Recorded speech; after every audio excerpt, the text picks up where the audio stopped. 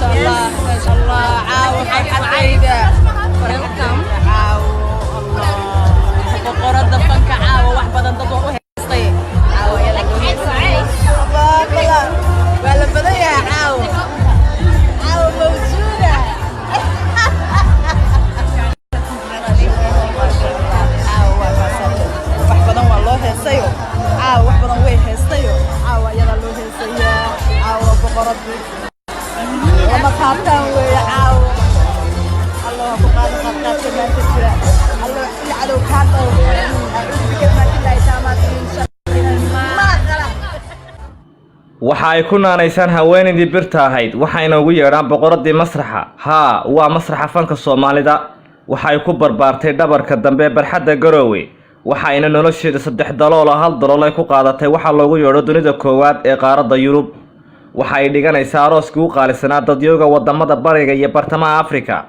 waxa ay jabisay darbigii fakhriga waxa ay indhaha u furtay fanaaniin badan oo nolosha kale ku ahaa waana Nastooxa Maxamed Warsame Nastooxa Indho oo jabisay darbigii sangalnimada Nastooxa Indho waxa ay doonaysaa in arooskeedu inuu noqdo kii ugu soo jiidashada badnaa marka laga hadlayo aroos ama xaflad uu dhigto qof magac iyo maamuus ku leh bulshadiisa Nastooxo waxa ay xafladeeda meherka ku baxay lacag gaaraysa $35,000 Mareykanka intaasi kumay hadhin waxa ay qabsatay meherkii ugu qaalisanaa taariikhda meherada ay qabsadaan gabdhaha Soomaalida waana meherka qiimihiisu dhammaan 3,000 garaam oo dahab waana dahabka halkii garaam ku kacayo $50 dad baa dabcan ugu talagalay Nastooxa arooskeeda in ay qasaan waana qaseen xafladii sidii aan rabno uma dhicin dad baa dabcan ugu talagalay Nastooxa arooskeeda in ay qasaan waana qaseen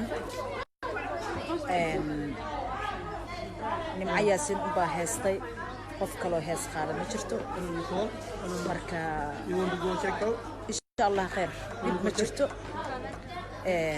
xafladina sidaas lagu joojiyay waa kaasa ma jeedin qofkii oo dhan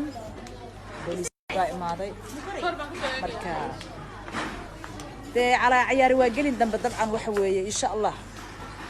أنت كم تجوجين أنا كله وحوي إن شاء الله نستحق والله دقيقة هذا الله يبارك. والله نستحق إنه هن يكيد جبين أروسكي الله يوي.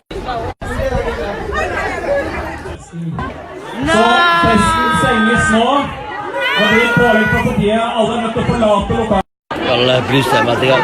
halka allaha iyo booliska balginaysan salaamo abu fariisto tusoo